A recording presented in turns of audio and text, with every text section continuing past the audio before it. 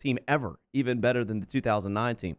But this year, the team looks good, and I think the reason why people are so optimistic is because the defense seems to be better. They've got a lot of good players in the secondary, a lot of good young players, not making a whole lot of money on that side of the football. I still think that the weakness on that defense is linebacker.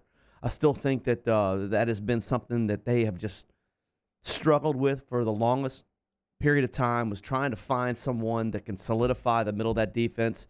Is Demario Davis that guy? I don't know. I didn't see, the player that everybody was talking about during the preseason, but it's just the preseason. A.J. Klein looks like he's declined, and they've overpaid someone. So, to me, Craig Robertson's probably the best linebacker on that team, and he's playing in the fourth quarter of a fourth preseason game. So I don't understand that. But to me, he's the most dynamic linebacker, most consistent linebacker on that football team, and why he's not in the starting lineup, I don't know. But, yes, I think that people are very optimistic, which means they'll probably lose to Tampa because Ryan Fitzpatrick is the quarterback. If Jameis Winston was playing, I would feel very optimistic. But because Fitzpatrick and the bearded man, the lumberjack, will be quarterbacking, you know how it is under Sean Payton. Backup quarterbacks seem to always have. It's incredible. It really is. I'm not making this up. It's a law that if you're a rookie or a backup quarterback and you start against the Saints, you're going to play well. Oh, Whether you're going to light it up. You're going to play well. You're going to light it up. So let's hope that the defense takes the step forward and doesn't allow that to. A Bill Belichick's team that would never happen. Never. A backup guy is not going to beat Bill Belichick at home. If this is a Super Bowl team, they trounced Tampa. Tampa looked terrible in the preseason. The kid out of USC, the running back that they drafted up in the second round, he's terrible. He's had 28 rushes for 21 yards in the preseason. I think they gave up a 1 or a 2 for that guy. He's been terrible. So we'll see Tampa. Who knows? They may come. It's all about Ryan Fitzpatrick in game one. The New Orleans Saints have, trying to get down to their roster, have made some cuts. Yeah. Have you seen the latest? I'm trying to see anything jump out at you out of the people that you've seen cut so far? Nothing jumped out. I thought Brandon Tate was one of them that I thought could make the right. But my guy Shane Vereen put on IR, but he got put on IR. Right. But he could, it may be an 8-game IR type thing. They can bring him back. So, but no, the only one that really shocked me was Brandon Tate. But when you watched Game 3 and Game 4, and you saw my little dude out of Zachary playing as well as he was, a little running back draft pick who, by the way, Boston Scott, I think he's better than Jonathan Williams. I think Jonathan Williams, listen to me. I tweeted this out 2 weeks ago when people were saying this is the guy that's going to replace Mark Ingram. I've never seen a running back looking like he's running against the wind. I mean, to me, that's what he looks like. He looks like he's running, even when nobody's in his face, he looks like he's struggling to move forward.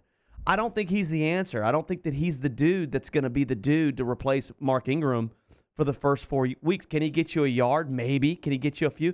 He's not a dynamic player. He's a one-cut running back, similar to Mark Ingram. But I think Mark Ingram's a way shiftier back, way shiftier. So I think you've got to lean on Boston Scott. I think he's got to be the guy that can get you those yards between the tackle. And he's in the comparisons to Sproles.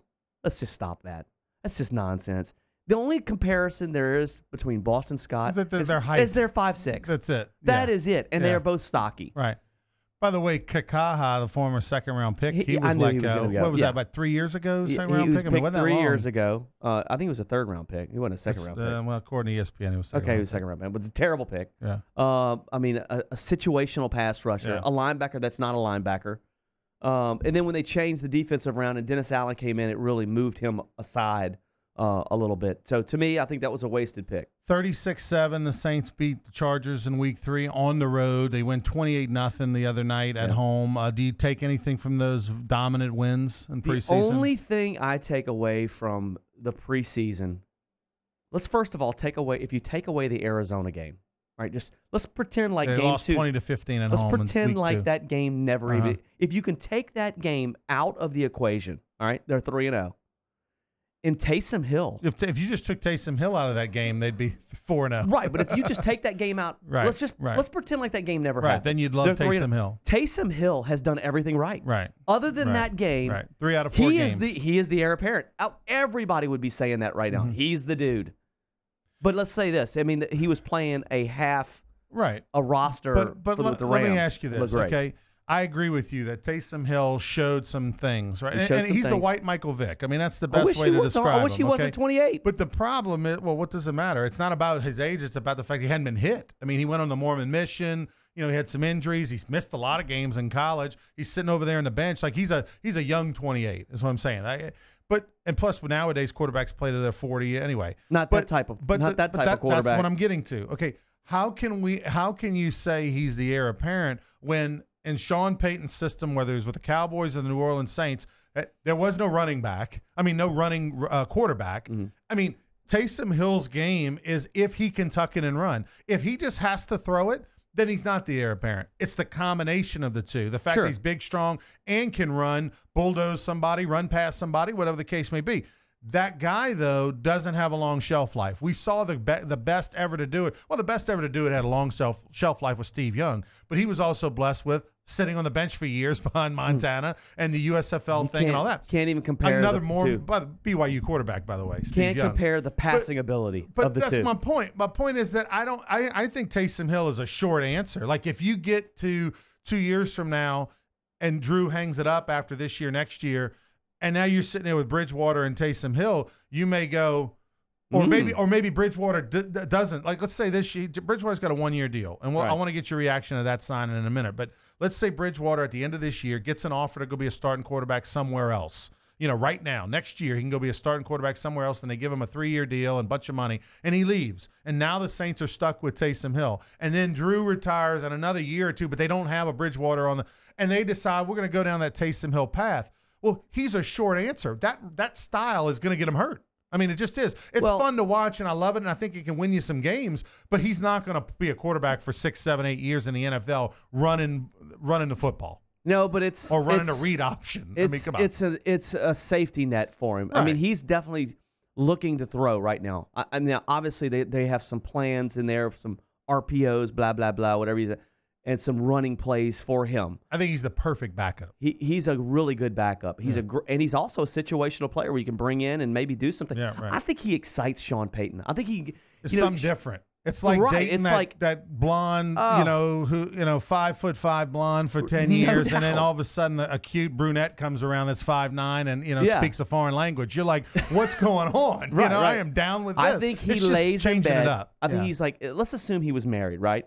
And he's laying in bed with his wife. I love the analogies of the dating and the he's marriage. Laying in bed I'm at down night, with that. Yeah. And he can't sleep because all he can do is think of that blonde. Yeah. And he's going to dream about that blonde. And even though he knows that's probably not what's best for him. What I could do with that blonde, and that's what he thinks. It's driving him nuts. And I think that it's fun. I think it makes it fun. And he's a good football player. He can play special teams. That dude might be that dude. I won't be shocked if they got something where that dude lines up at wide receiver. By the way, how long? By the way, how many years have you been with your wife? 15. 15 years. Just had her 15th year anniversary. Man, it's got to be some times. But you know what? I'm just saying. There's never been a time where I've ever laid in bed and thought about that. Not really. Nope. Okay. Nope. She's not listening. No, even if she isn't listening, there's somebody listening. Yeah. But I don't. Who knows her? Right. I don't think of other people ever. I don't. All right, Teddy Bridgewater. I mean, I kind of jumped the shark on that, but did you your reaction when you heard about it earlier this week? So I don't know where I'm at. I was at a school doing something with a coach. Wasn't Menard? No, wasn't Menard. Was not Menard. Thank you, Menard. Yeah. But my son texts me, Teddy! ! And I was. You thought Teddy Kennedy was? No. I knew exactly what it was. I knew exactly what it was because me and my son had been talking about it. We talked about it on this show a few weeks ago. We thought it was a good option. It just depends on what it would cost. Right. And I was like, wow. So I immediately opened up Twitter and I see that they got him. And I love what they only gave up a 3rd round draft pick for him. He's a proven commodity. He's young. Yeah, he's smart. They give up a 3rd, but people don't always forget about the fact that they got a 6. Now I realize they got a 6 back. Got Bridgewater and a 6. Now I realize a 6 is a 6, but I mean a 6 There's a lot of sixes that are in LSU's. I mean, in the Saints mix. Who did they get in the third round this year? They got Traquan Smith. It's Right. a pretty good third. Right. But they've also got some turds in the thirds. Mm-hmm. You know what I'm saying? Well, heck, they just cut Kaká, whatever, who's a second. Kaká. It's Kaká. Yeah, he played like that. He played like Kaká. He's been cut. There's been a million. I mean, I remember the Stanley Jean-Baptiste. They got the second. Right. I mean, even though he's still in the league, he's done nothing. But I mean, it's a third that's no guarantee.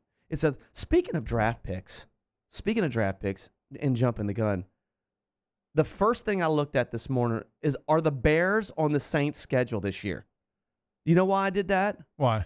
Because they're about to give up 2 first-round draft picks for Khalil Mack. They're going to do that deal. They're going to do that deal. So that's the first thing. Are the Bears on the Saints schedule? No, they are not. So I'm not. Goodness. Thank God, because they're about to give up to. Because they've got him and the Georgia right. Well, I'm going to tell you right now, round pick the Saints would have been in play for Khalil Mack. I guarantee you. They just gave up 2 first-round draft picks for Davenport. Right. Now, the only difference between the 2 first-round draft picks that they gave up for Davenport and the 2 first-round draft picks that they're going to give up for Khalil Mack is they're only paying Davenport $13.7 million over 4 years. Versus 19 a year over 5 or 6 or something. Well, Khalil Mack's going to be making 20 a year. Yeah. And he's going to get paid he's going to get 10 sacks a year. So he's going to get paid $2 million a sack. Yeah, but Khalil Mack, it's not about the sacks. It's about everything. About the pressure. It's about everything. It's everything. But, I mean, and speaking of Davenport, week 4, preseason, not really that impressed. Mm-hmm. He had 1 good play. Other than that, I didn't see a whole lot. Now, I get it. Defensive ends, it takes them longer to get it. It takes them longer to understand, which is amazing to me. But does it really? Because rushing the passer is rushing the passer. Right. You know, you get off the ball, it's you don't get off the ball. It's kind of like being a running back. You know, at some point, I know you got to understand how to pick up the blitz. But when I hand you the football, it's pretty standard. You've been doing that since you were 7, right? Run behind your blockers, know where the hole's supposed to be. You know, be patient. As a pass rusher, I might line up on the wrong way, and you got to tell me, and I might have to stunt. I might have to learn how to do the stunt. But I mean, at the end of the day, if I'm rushing the passer, it's a little bit more than that. It's the same thing you've been doing. Now, Khalil Mack, because he's so fast and he's so athletic and he can bend. Khalil Mack's a little different. He's so much, when you're that big, when you're 6'6", 270 pounds, and your get off is not quite there yet, that means you have to compete. And there's a lot of technique when it comes to beating a really athletic offensive lineman. You're not talking about beating a big fat slob, okay? These tackles are like as big as you, Ronnie, bigger, and as athletic as me, because I'm super athletic. So, of course you are. Right. Of course you are. So, I mean, can you imagine being as big as you and being as athletic as me? I mean, it's absurd. I mean, that's why technique is really important for a defensive end. And I didn't see a whole lot of that. I didn't see a whole lot of anything from him. He's Joel Davis. I'm Ronnie Ranch. You're watching and listening to Sports Shorts. It's game week, LSU tomorrow night, a rare Sunday night, 6:30 kickoff between the Hurricanes and the Tigers. Really a coin flip game. When we come back, we'll talk about that with Joel Davis. Lots of special guests coming up later on in the show. We'll hear from Glenn Guilbeau, who will be over in Dallas covering the Tigers. We've got Eddie Kinnison, the former Hall of Fame wide receiver and NFL wide receiver, who will join us. Josh Booty from Dallas, Texas, who's there, and a whole lot more. Don't go anywhere. Sports Shorts will continue right after this.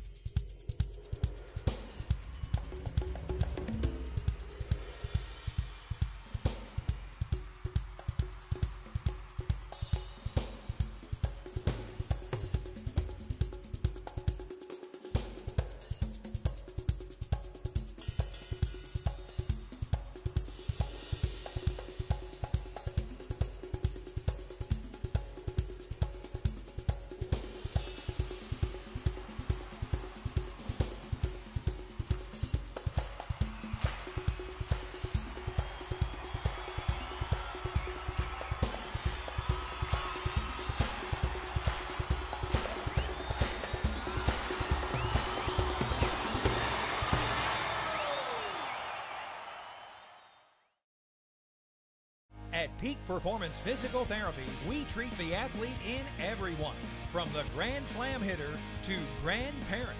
If your doctor prescribes physical therapy, ask for Peak Performance by name, getting you back in the game of life. Does the new year mean new windows, hardy plank, or vinyl siding? Then you need to call Relief Windows for award-winning customer service and years of experience. Looking for quality replacement windows with lifetime warranties? Trust Relief Windows. Call us or come walk through our showroom and get a free consultation with one of our many window experts. Relief Windows is a proud partner of LSU Athletics. Come see us today or call 288-8138. 288-8138. Attention to detail makes the world go round.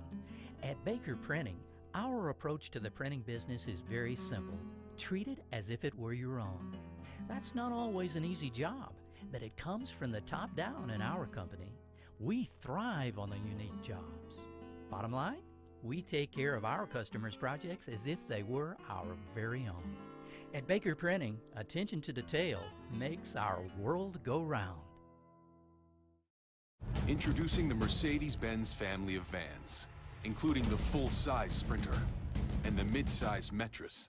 If these are your wingtips, if this is your gourmet latte, then these are your vans. Vans for professionals. Strictly professionals.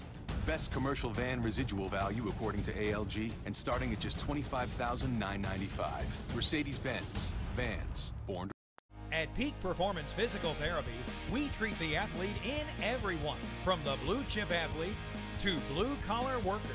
If your doctor prescribes physical therapy, ask for Peak Performance by name, getting you back in the game of life.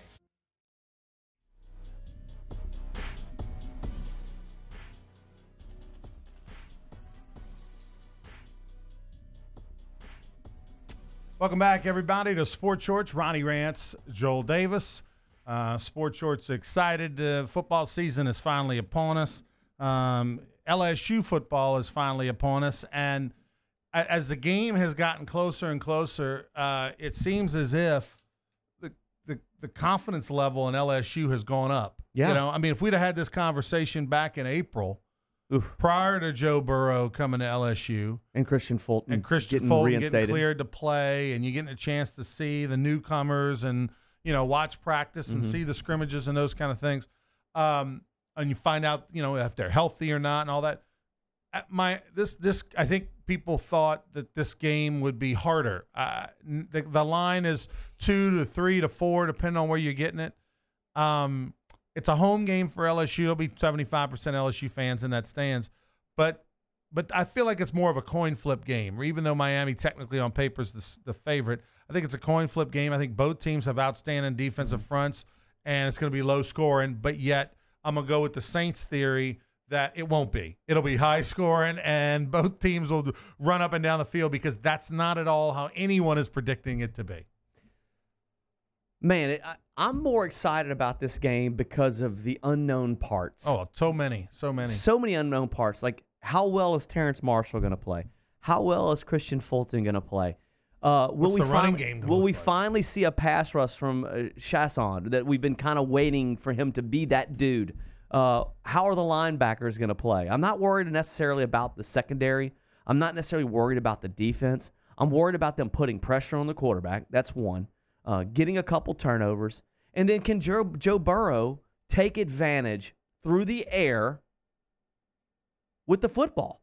And, you know, to me, if this offense can play anywhere near what it played a couple years ago under the same type of system with a guy that actually can toss the football, it could be an exciting time. Now, you don't have the big running back. You don't have the Darius guys. You don't have the Leonard Fournette. Can Curry be that guy? Everybody called him beast mode coming out of high school. I saw some videos. I mean, I want a guy that can take it the distance. It wasn't a wow video. Right. I want to see a guy that can take it the distance. Is Hilaire that guy? I don't know. I know it's not the kid. It's not Brissett, and it's not Curry. So, yes, I've seen Hilaire in the dome. Who's the guy on that roster that can bust a long one? That can bust you an 80-yard run? That, to me, is my biggest concern. People are saying, oh, running back is easy, like you were mentioning a few minutes ago. oh, running back. But, dude, you got to have a guy. And we don't know who the guy is. I saw Brissett last year and not impressed. Not impressed. He's not developed into the tailback that we were hoping he would be at LSU coming out of U High. Like I said, I haven't seen enough of Curry, but from what you've heard from people that saw him, he's the beast. Well, Marshawn Lynch is not a guy that takes it 80 yards either. You need a guy that can take advantage, that can bust it for 70, 80 yards, because sometimes you just need those types of plays to win football games. You have to be explosive. You can't go 80-yard drives, 10-play, 12-play, 80-yard drives on every possession. You got to have explosive people. And if Joe Burrow can't do it through the air, who's going to do it from the backfield? Mm-hmm. So many things to watch, right? Like, I'm looking at the two deep roster. Last year, the kicking game was horrific, right? Connor Culp and a young man, I forget his name, from Catholic High, just struggled tremendously. So they bring in the senior transfer from Division II, Division III, Cole Tracy. Mm-hmm. He's looked solid in practice. But again, kicking in front of 500, 1,000 people in Division II, III football and going out there in front of 90,000 people is some a little people different. like that. Yeah, but some people play better under those types of circumstances. Sometimes you get a little more juice in your leg. Absolutely. I get that. It's how can he control his emotions. I'm going to give him the benefit of doubt and say kickers are kickers are kickers for the most part, right? They picked him over Mike Williams, Ron. He better be unbelievable. You know who Mike Williams is, the kid out of Dunham that went to Texas. They dumped him for this Cole kid. They dumped a defensive end, super athletic defensive player who could have developed into an inside presence on that defensive line. Texas loved him. Mike Williams out of Dunham went to Texas because there was no room for him. Right. They wanted the kicker. They gave his scholarship. So that kicker better be freaking good. Tracy.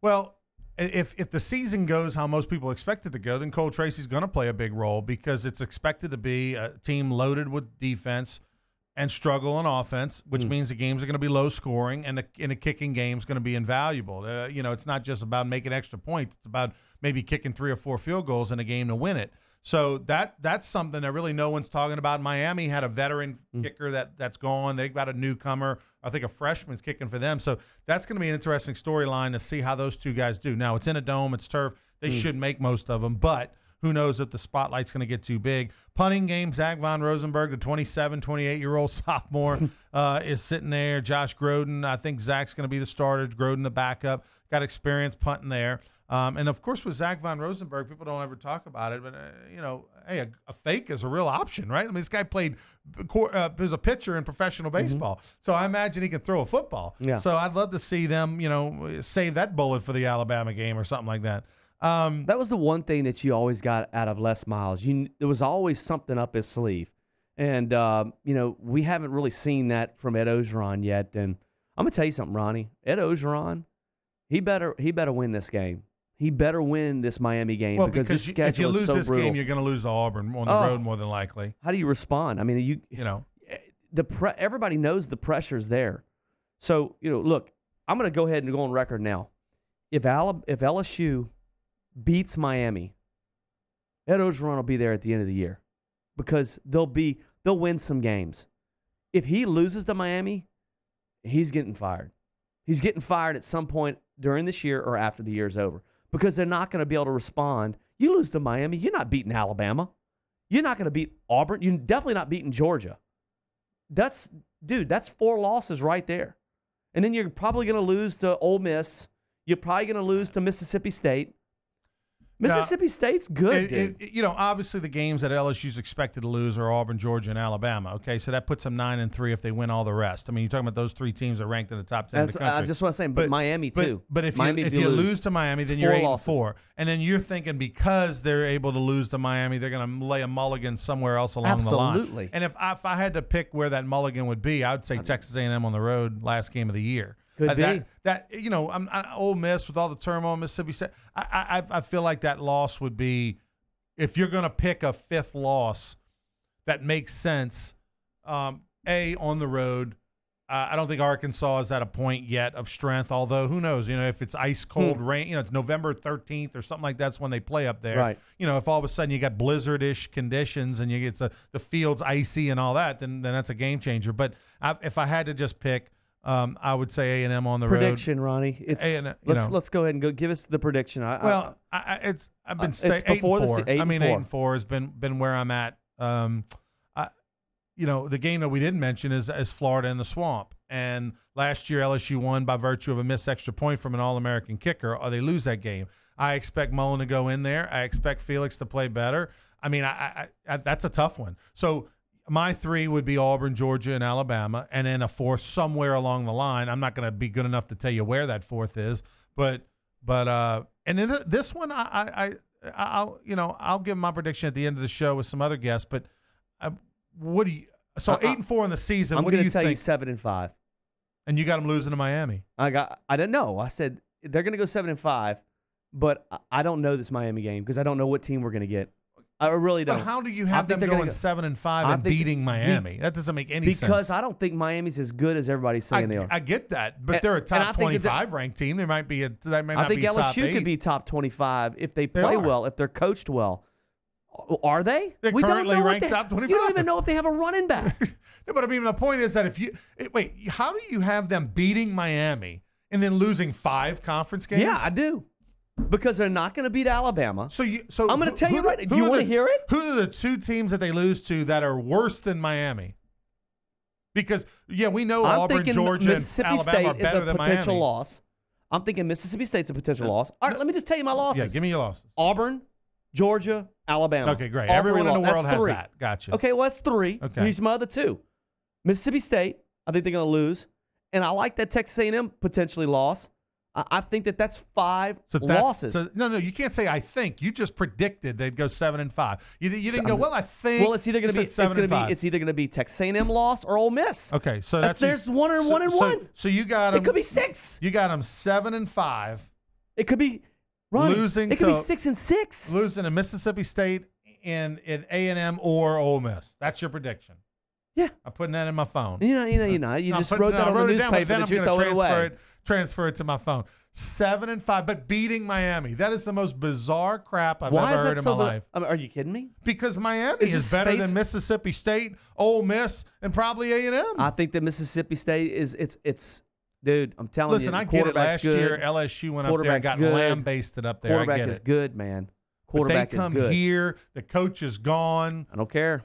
Florida. Okay, then give me Florida. I'll take Florida. They're gonna lose to Florida. I mean, Florida's the one, though, but we haven't even mentioned. Like I think Dan Mullen LSU at Florida owns in LSU. October is a lot harder than Mississippi State at home. Well, there you go. Okay, I'll swap out the Mississippi State Are you for that Florida. easily to be? Are you that? Well, I mean, I knew it was one of them. moldable? I was at one of them. It's one of them. I'm telling you, this schedule is so raunchily hard, dude, that they're gonna lose. They could go 6 and 6 and still beat Miami. All right. So where's I want to see how they beat. I'll tell you what. Are you changing? No. You changing again? I want to see how they play Miami. Is that really I can help? That, Well, gee, Ronnie, I'd like what to do see how you they play know- Miami too before what I do make you a know- prediction on the season. Do you know anything about this football team right now? Seriously, on the offensive side of the football, Bro, they have no we don't know what the receivers we're going to get. We don't know how Joe Burrow throws the football under pressure. We don't know who's going to run the football. That's the whole offensive point of a line. prediction, Coach. That's why I'm saying 6 and 6, 7 and 5. Oh, so now we're 6 and 6. But let me tell you, if they go out and play very well on Sunday night, Coach, if they go 6 and 6, Edo is gone. of course he is. Okay, but I think he's gone if they go 7 and 5. okay. So you think he's gone? Then the He's point gone. is, let's go back. He's out. So you've got him gone before the season starts. Depends. You've got depends if they on, go 6 it and 6, depends 7 on and 5. who's available Oh, my to God. hire. You are something else. Maybe if Urban are Meyer gets something fired, else. they'll pick him up, Oh, and then my they God. can Urban Meyer. Oh, my God. they Oh, can my God. You rejuvenate his career. I love how you're just so firm in your commitment and decision. All right, so for the record, you've got LSU. Mr. Commitment. This is from Mr. Commitment Joel over here, who's Davis. never made a commitment in his life. Joel Davis. I've been married for 15 years. I'm Mr. Commitment. Don't be bitter. September 1st, right here on Sports Shorts, Joel Davis has the LSU Tigers in 2000. Did you say September 1st? Today's September 1st. Oh, my God. Coach. My wife's birthday's tomorrow. I got to You're step up. welcome. I got to You're do some welcome. things. I got to do some things. You can have a nice meal while the game's on. I'm just kidding. I already took care of that. Baby, if you're listening, She's not. I got she you. doesn't care. I got you. September 1st, Joel Davis has the LSU Tigers doing what? What's the final? What is your prediction? no better than 7 and 5. And then that happens, and if LSU goes 6 and 6, 7 and 5, do you Ed you have Ogeron is gone. Ed Ogeron will be fired. Of course he's gone. Of course, you said. Of course. Oh, I can't tell. The dude that hired him, he's gone too. Joe Oliva. Whoever. Whoever Charles actually Alexander, made Joe the Oliva, decision. you know? Whoever actually made the All decision. of them. You think Yeah, all of them? All right. So you heard it here first. I'm putting it down on my phone so Put it that we down. can get back at the end of Derek November. Panamsky will be back on the radio next year. What city? No idea. Okay. Okay. Wherever right. Ed's at. All right, And I hate to say that. I hate to say that, but I mean that's It could be kinda- at that's Nichols, the- and then Rebo could be somewhere else. That's that business. That's Yeah. that business. Yeah. All right, Joel. Well, listen, tell the folks about Woodenhaven Furniture Company where you're headed next. It's Labor Day weekend. Woodenhaven Furniture Company, Government Street, across the street from Calandro's, curbside. And Y'all open on Sunday? 'Cause of No, we Labor are Day? not open on Sunday, but All right. we'll be back open on Monday, which is actually Labor Day. We have sales on bookshelves, 20% off. Mirrors, we got mirrors from all over the world. Bali, Central Java, really cool teak root mirrors, Bali mirrors, hand carved, everything. Those are 30% off. That's it, man. I got a new shipment in yesterday. All of our ducks are in. Tons of new stuff. The store is absolutely packed for this perfect weekend. Can't wait. All right, Woodenhaven Furniture Company, Government Street in Baton Rouge. He's Joel Davis. He predicted Ed Ogeron will be 7-5. fired in December, and the Tigers are going 6-6 or 7-5. You heard it here first. All right, we come back. Glenn Gilbo, who covers LSU for Gannett, Louisiana, and USA Today, will be our guest. Don't go anywhere. At Peak Performance Physical Therapy, we treat the athlete in everyone, from the three-point shooter to the three-piece suit. If your doctor prescribes physical therapy, ask for Peak Performance by name, getting you back in the game of life.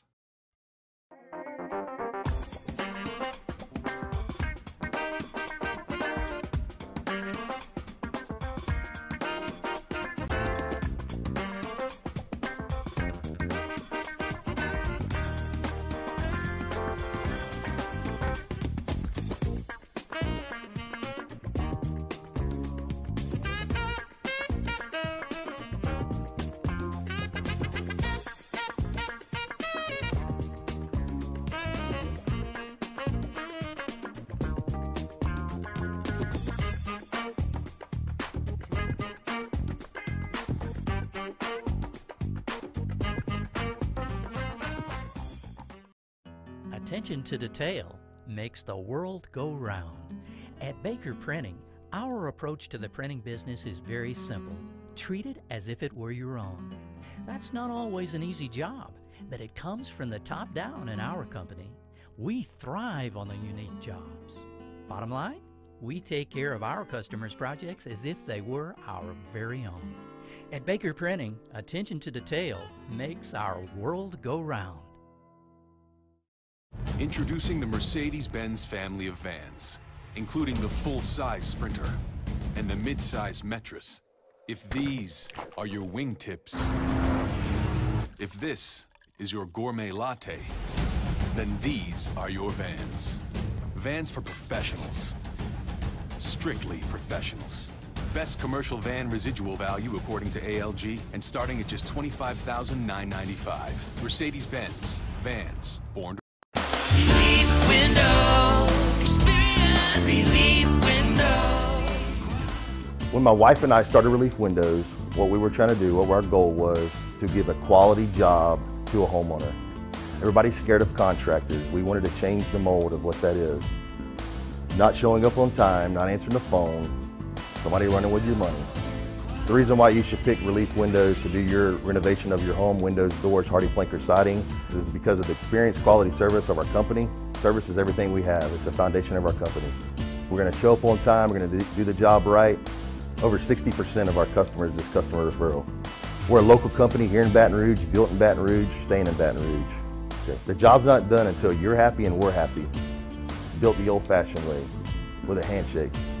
Here at Relief Windows, it's an honor to be official window, door, and siding company of LSU Athletics, from one winning team to another. Relief Windows.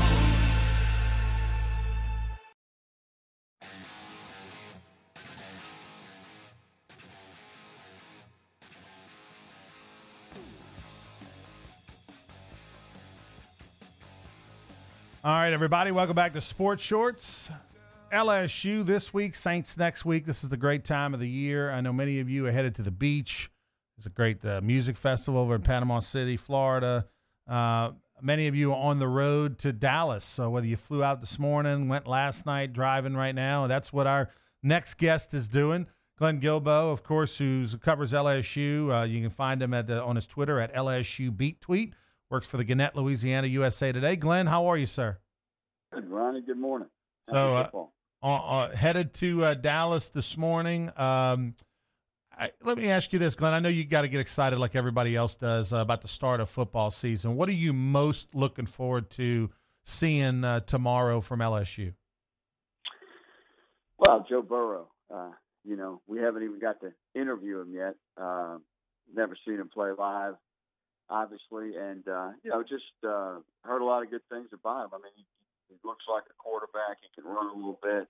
He comes from a very good offensive mind in Urban Meyer's program. So I think that's going to be fun to watch. And, I think they're going to try to run the ball, but I'm looking forward to seeing a short, intermediate passing game done well, because Les Miles and Cam Cameron never did that well. And Jerry Sullivan, LSU's new wide receivers coach, he was on the staff at LSU in the 80s that had the best intermediate passing game they ever had. With, of course, they had Tommy Hodson. But so I'm looking forward to that. Some rollouts, passes, tight ends, and backs. That's what I want to see. There's so much I think to want to see tomorrow. You mentioned a few. I mean, this team is. Are you of the belief, like I was, that since April there's been a surge of belief and I guess optimism surrounding this LSU football team? It's a different feeling going into tomorrow's game as it was maybe 5 months ago. Do you feel that way? Well, I think there's optimism because of Joe Burrow, and that happened, and they got him in about May. Because I didn't think there was a lot of optimism coming out of the spring game because Brennan didn't win the job, and you had a 2-star was the spring game best quarterback in Justin McMillan. But I think it turned up when Burrow came in, and you got to wonder where would they be without Burrow. I think they'd be in a lot of trouble. Glenn Guilbeau joining us again at Louisiana USA Today. I'm sure you look around the SEC, and they've got 3 teams in the top 10. You got Georgia, Auburn, Florida that are all ranked in the top. Georgia, Alabama, and Auburn, all ranked in the top 10. Unfortunately, all on LSU's schedule. Beyond those 3 games, which, if you're going to think realistically, if you're just going to go by rankings and preseason predictions and whatnot, you've got to predict LSU to lose those 3 games. But beyond those 3 games, what's the biggest struggle? Is it this one against Miami? Is it Florida on the road? Where do you think the harder stretch is for LSU? Well, I have a prediction column up on the USA Today websites right now. I have them going 8-4. I have them beating Miami. I have them losing to Auburn, Alabama, Mississippi State, and Florida. I have them upsetting Georgia at home. And I haven't beaten Texas A&M. I just believe that, there's always a surprise game or two. Mm-hmm. Somebody beats who you don't think, and I just think they're catching Georgia at a good time. As tough as LSU's schedule is, it is spread out a little bit. Okay, they have a big game and then a mix. But I really like Mississippi State. Dan Mullen left a really good team. I think that's going to be a tough game. I think Florida is going to be much better with Dan Mullen coaching them, and they got LSU at home for the 2nd straight year. So, they were fortunate to. They played great last year, but fortunate to beat them last year. I don't think they can do that twice. But it's going to be an interesting season because the schedule is tougher. I tell you, Louisiana Tech's not a bad team. Right. It's going to be interesting to see how it goes week to week. I think LSU at home against Georgia, though, I like their chances that week. Is that a combination of you just think, LSU at home is going to, play well over their skis at least one game a year, or is it more of, Georgia might be a little overrated? Well, I think I don't think Georgia's overrated, but I just think they might have a dip that week. And you're right. There is recently, there's always like one game or two where LSU just really plays better than they do the rest of the season. You know, last year it was Auburn. Mm-hmm. So I think that might be what happens. As you saw Texas A&M on Thursday against Northwestern State, no real surprise how that game turned out. It was a trouncing, as to be expected and should. But was there anything you saw with a Jimbo Fisher-led Texas A&M or a feel you have around that program that leads you to believe that they're going to change this year, not in the future? We know they're going to get better in the future, but can he have an impact this year on what their problems have been? Well, yeah. I mean, I think you can already see just how good a quarterback coach he is. He just knows how to get quarterbacks ready to play, whether they're future NFL quarterbacks or they're just a good college quarterback. And I think you saw that.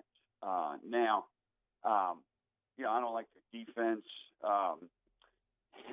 They had some late hits there, or illegal hits. Lost 2 guys for the next week, but you know, I don't think they're going to improve drastically in the win total from last year. I still think they're going to be in the 8-win area this first season. But down the road, I mean, I think you're going to see Jimbo, you know, become a national championship contender at A&M, which they haven't ever been in decades.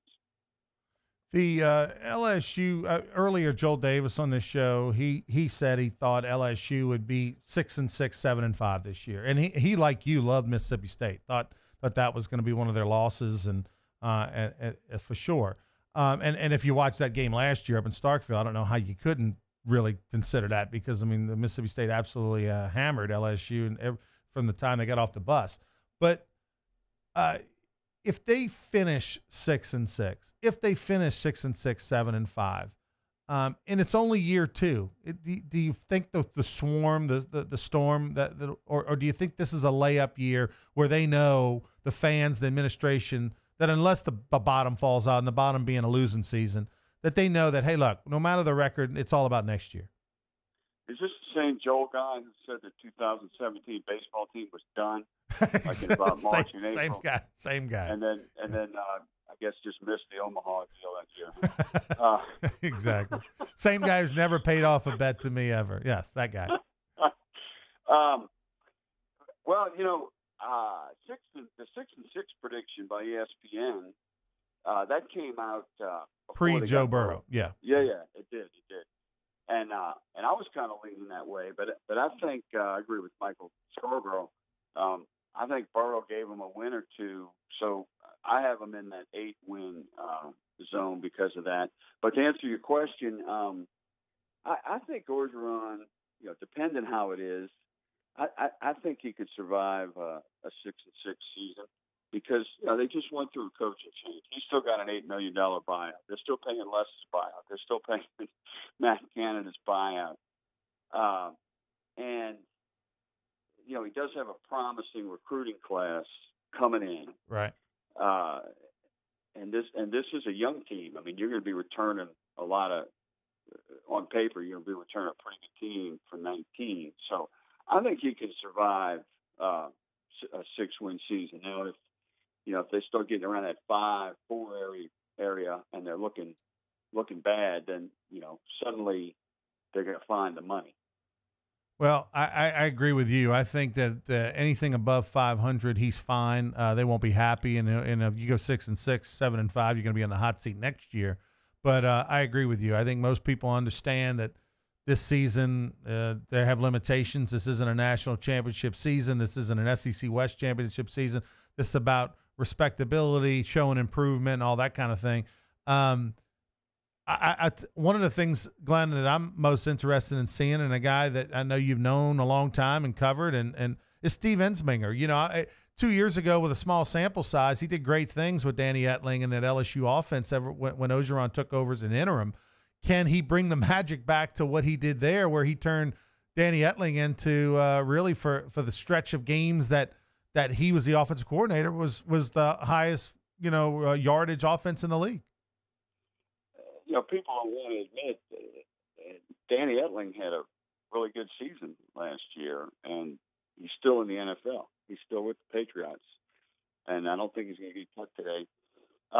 But I think Ensminger he's a common sense coordinator. He's not like trying to do some kind of gimmick or something, which Canada was doing, and I think Canada's good, but I think Ensminger is better at just figuring out what's best for his players, and he's already done that. I mean, he thinks they have to pass this year, and I think you're going to see a good short passing game and just doing things that make sense, which we haven't seen a lot on offense in years here, and he showed that immediately when he was the interim coordinator in 2016. It was against a bad defense like Missouri and so forth, but still, LSU offenses in the past did bad against bad defense. So I'm looking forward to what he might do.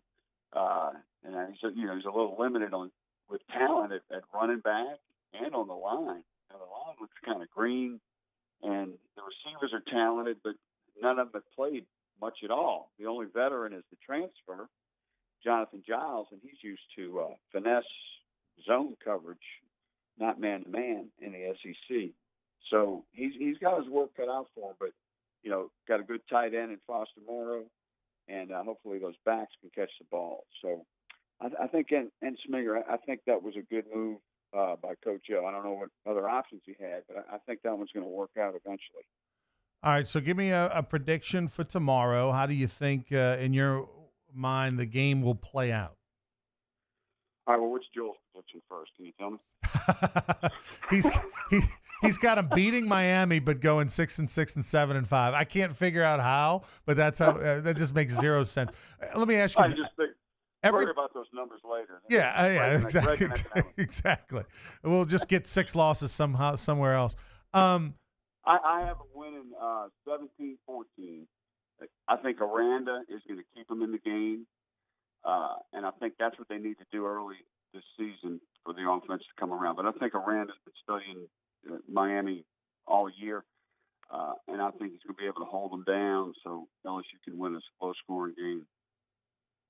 What's funny is I hadn't made a prediction yet on this show. I had been on a couple other shows during the week, and I actually said 17-14 LSU as well. But you know how it is when it's a consensus, when everybody in the country's got it going the same way, right? LSU's defense is outstanding. Miami's front is really, really good. LSU's offense has a lot of question marks. Can Miami run the football against LSU? So it's going to be a low-scoring game and blah, blah, blah, blah, blah. And, and depending on which side of the fence you are, it's going to be field goal either way.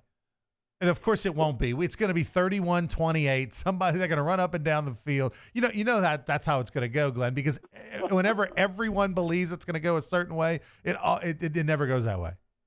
Well, this is my third show this morning, and I've already predicted a tie, a loss.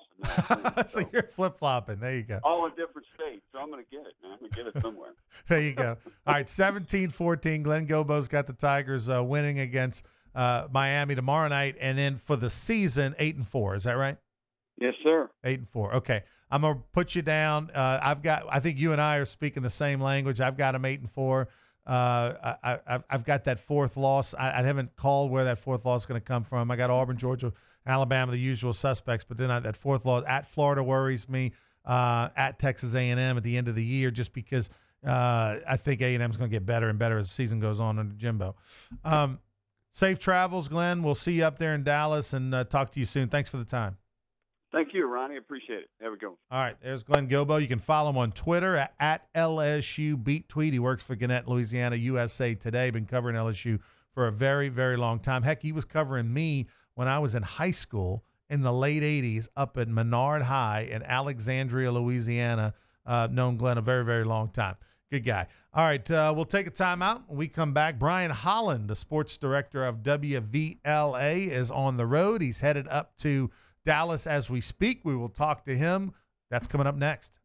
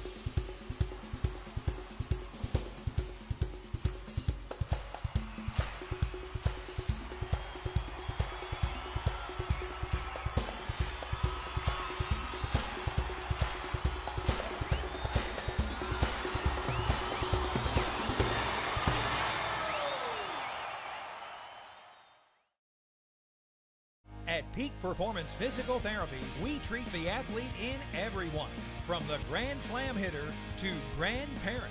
If your doctor prescribes physical therapy, ask for Peak Performance by name, getting you back in the game of life. Relief Windows. Does the new year mean new windows, hardy plank, or vinyl siding? Then you need to call Relief Windows for award-winning customer service and years of experience. Looking for quality replacement windows with lifetime warranties? Trust Relief Windows. Call us or come walk through our showroom and get a free consultation with one of our many window experts. Relief Windows is a proud partner of LSU Athletics. Come see us today or call 288-8138. 288-8138. Introducing the Mercedes-Benz family of vans, including the full-size Sprinter and the mid-size Metris. If these are your wingtips, if this is your gourmet latte, then these are your vans. Vans for professionals. Strictly professionals. Best commercial van residual value according to ALG, and starting at just $25,995. Mercedes-Benz. Vans. Born to... Attention to detail makes the world go round. At Baker Printing, our approach to the printing business is very simple. Treat it as if it were your own. That's not always an easy job, but it comes from the top down in our company. We thrive on the unique jobs. Bottom line, we take care of our customers' projects as if they were our very own. At Baker Printing, attention to detail makes our world go round. At Peak Performance Physical Therapy, we treat the athlete in everyone, from the blue chip athlete to blue collar worker. If your doctor prescribes physical therapy, ask for Peak Performance by name, getting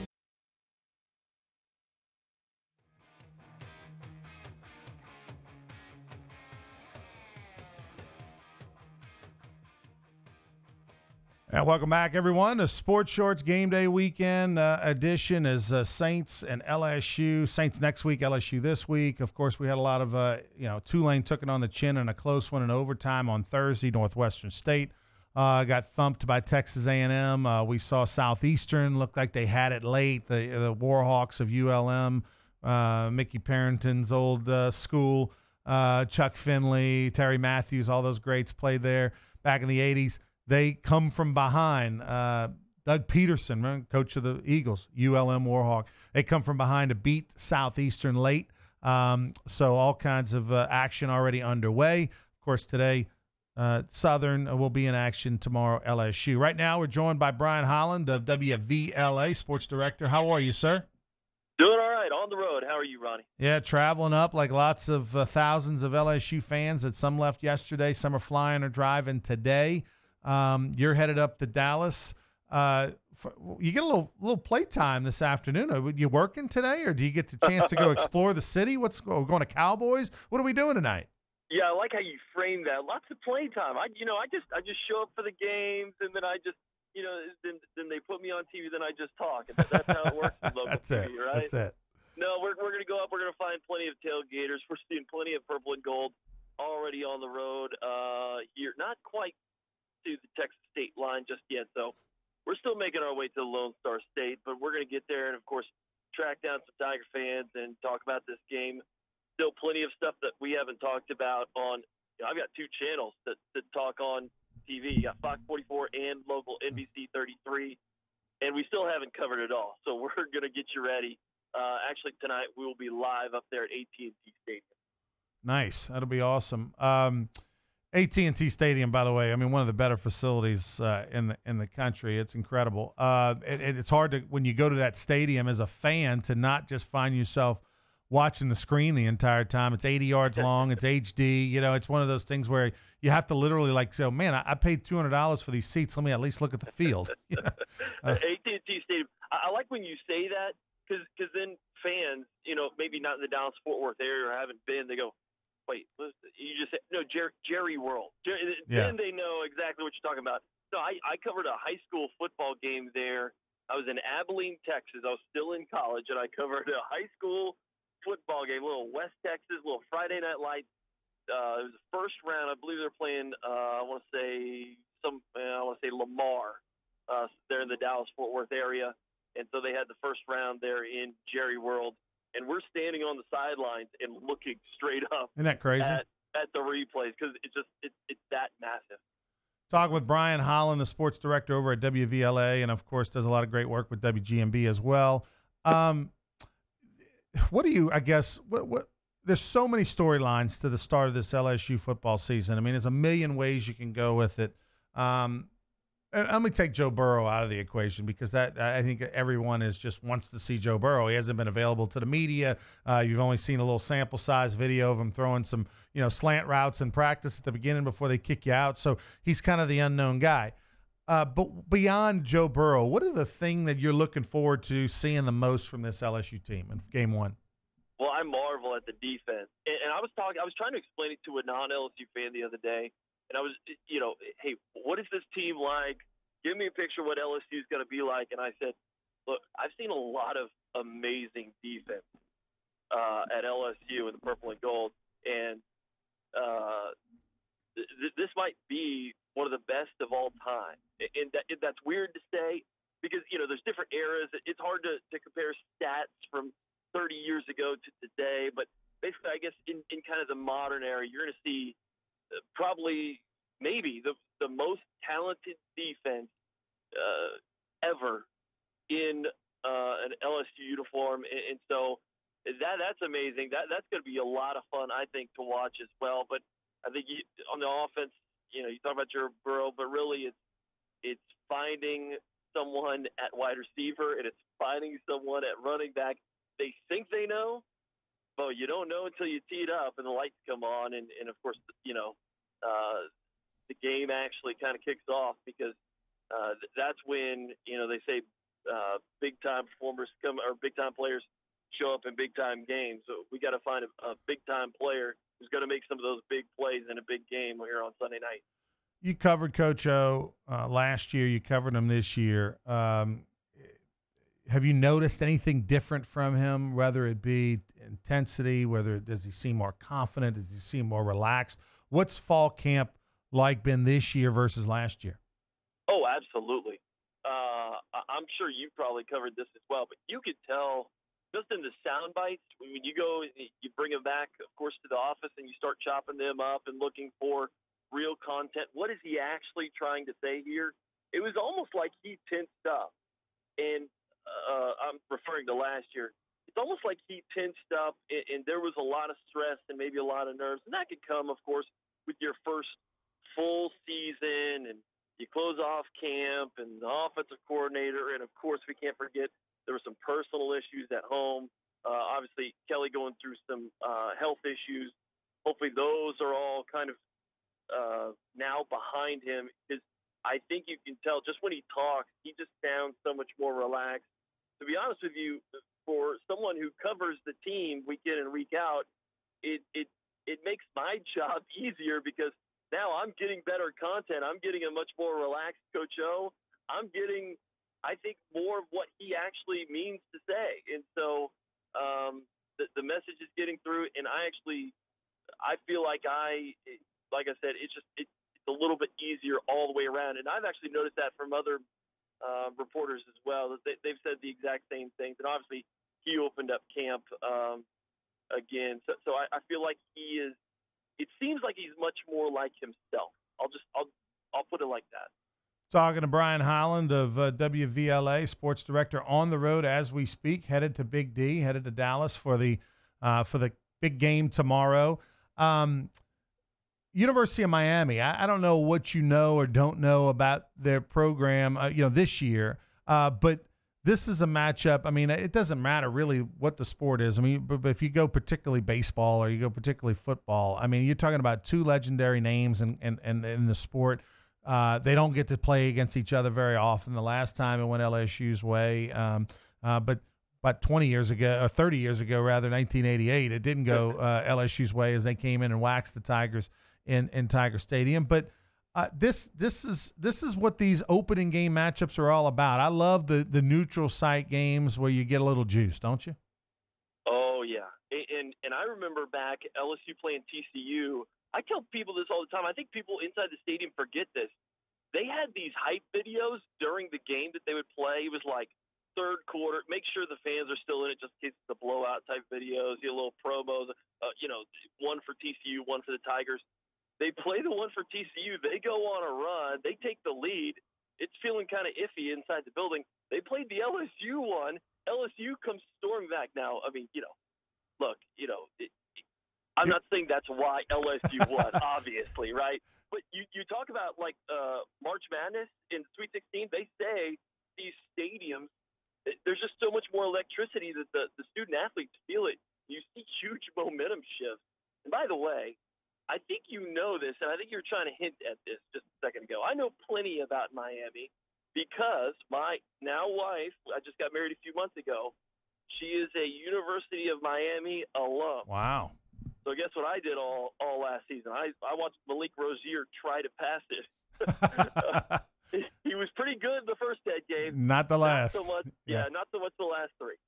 So she was one of the few students that really went to the games and kept up, huh?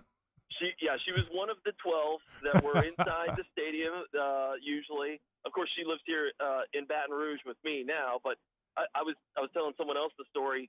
I collect basketball shorts. I kind of wear them around the house, or you go to CVS, you go to the corner store, you run to Walmart real quick.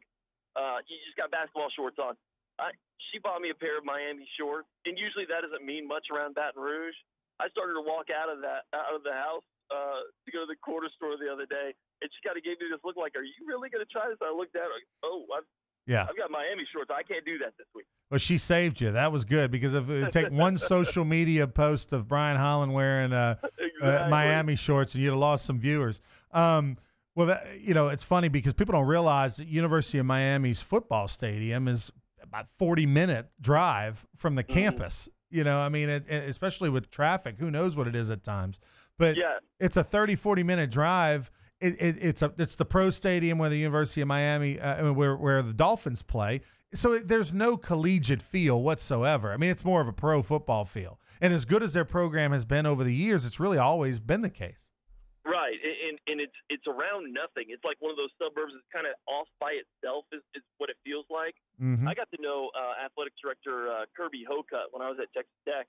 Well, he came from Miami, and he said that he was very honest with me. He said, to be honest with you, aside from the heat before they renovated it and obviously put some of those shields up top to shield you from the sun a little bit more, aside from just the awful heat of a day game, that was the main factor in trying to get students to come all that way, and that's part of the reason why they don't have great fan attendance. You saw a great fan attendance when obviously it was the convicts versus the Catholics, Miami versus Notre Dame. Yeah, one-off last deal. year. Mm-hmm. But normal games, when Virginia comes to town and it's an 11 a.m. kick, you're not getting too many butts in the seats, as they say. And look, it's not really an indictment so much of Miami, of any school. I mean, heck, if LSU played 40 minutes away, they wouldn't have as many students. It'd be a different feel.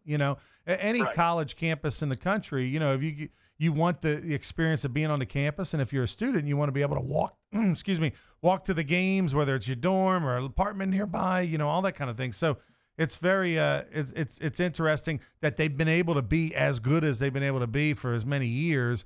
It gives you an idea of the talent base in Florida, because it surely isn't the game day experience at the University of Miami. Well, Brian, thanks for before I got to get prediction before you go. I'd like to know, how do you think tomorrow plays out, and also the season. Give me a quick season prediction as well. Well, I'm kind of out on my own limb. I keep hearing 7-5 around town, so I'm going to be the oddball, and I don't usually do this. Usually I'm the pessimist, so don't be calling me a sunshine pumper, but I've got them going 9-3. Wow, actually. That's strong. Some surprising losses, but the highlights of the season is a win against Miami and a win at home in Tiger Stadium against Georgia. They're going to take down the Georgia Bulldogs, so 9-3 with big wins against Georgia and Miami, and I've got LSU in the fourth quarter, 16-10 against the Hurricanes. Well, most people had it low scoring. You really have it low scoring. 16-10. That means, okay, LSU would cover for those people going to the window in Mississippi. Yeah, take the under, Jimmy. Take the under. Yeah, take the under. If Jimmy's listening right now. Definitely take the under, for sure. All right, so you got them going 9-3, and so you got them beating Georgia. You got to beat them Miami. Obviously losing to Auburn, Alabama. Where's that third loss coming? I really think people are sleeping on Mississippi State. Okay. Physical. You're just getting black and blue, and it's during a tough stretch.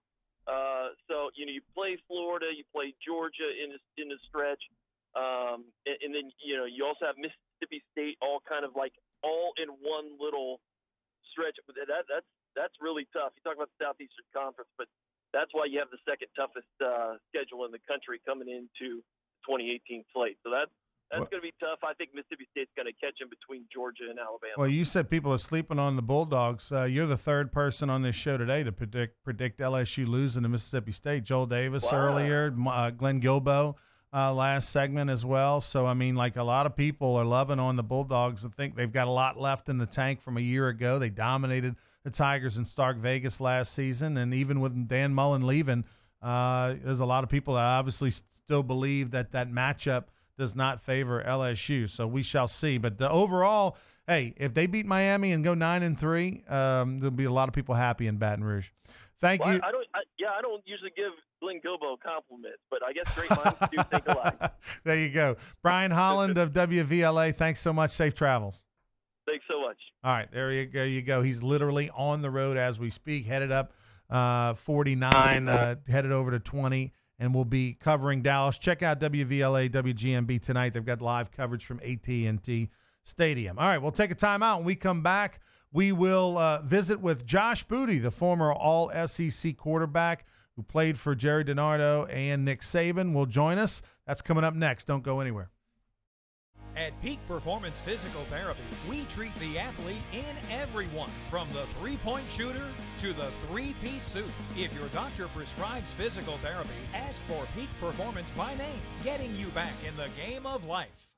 If you're an avid sports fan, then you need to check out the Louisiana Sports Hall of Fame, located in historic downtown Natchitoches, next to the Chateau St. Denis Hotel and the Natchitoches Convention Center. The Louisiana Sports Hall of Fame is where the rich history of Louisiana sports is told through the pictures, artifacts, and by the legends themselves in video archives. Come to the Louisiana Sports Hall of Fame and Northwest Louisiana History Museum and visit a world-renowned architectural marvel. For more information and to purchase tickets to the annual Louisiana Sports Hall of Fame events, visit lasportshall.com/purchase.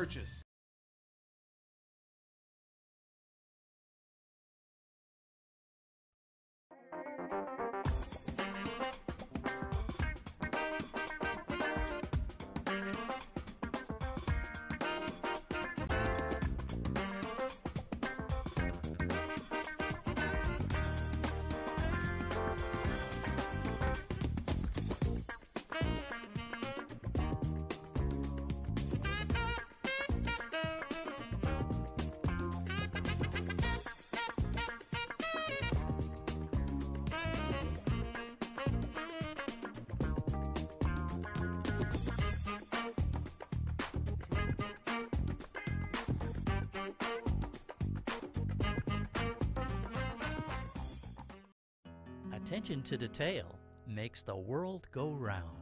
At Baker Printing, our approach to the printing business is very simple. Treat it as if it were your own. That's not always an easy job, but it comes from the top down in our company. We thrive on the unique jobs. Bottom line, we take care of our customers' projects as if they were our very own. At Baker Printing, attention to detail makes our world go round. Introducing the Mercedes-Benz family of vans, including the full-size Sprinter and the mid-size Metris. If these are your wingtips, if this is your gourmet latte, then these are your vans. Vans for professionals. Strictly professionals. Best commercial van residual value according to ALG, and starting at just $25,995. Mercedes-Benz. Vans born to Relief Window. Experience Relief Window. When my wife and I started Relief Windows, what we were trying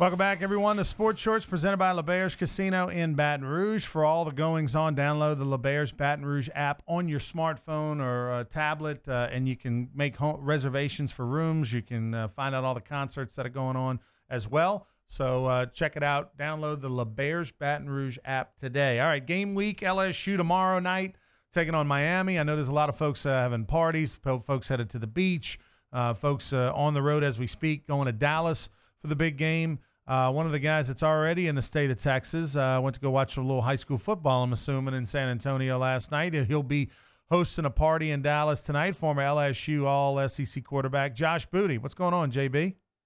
Baby, what's happening, man? Just super fired up about all this football today, man. It's nice to get up and have all these games on. I tell you what, it's going to be it's been great. Started on Thursday. Been watching games left and right. A lot of good ones so far. Before we talk some LSU football, I'm on the ESPN app on Snapchat, and I see a General Booty reference yesterday. Did you see that? Yeah. Well, I got a few texts. Not many people are named General Booty. That's, my nephew's a quarterback here at Cornerstone Christian. I'm actually in San Antonio right now. We had a game last night. I'm kind of helping them a little bit. Abram, who also played at LSU receiver, is the head coach, and my dad's the athletic director. So we've kind of got a family affair going over here in San Antonio at a new private Christian school. But yeah, General's the quarterback. He's a sophomore, and we're 1-0. We won last night, so we got off to a good start. So basically, on the ESPN app on Snapchat, one of the little quick stories that they had was talking about some of the great names in college football, and of course they gave like none better than future college football quarterback General Booty. Give us a little bit on him, because I know he's highly recruited. He's big for his age. Tell us a little bit about him. Yeah, he's super prepared, I think, for the high school level.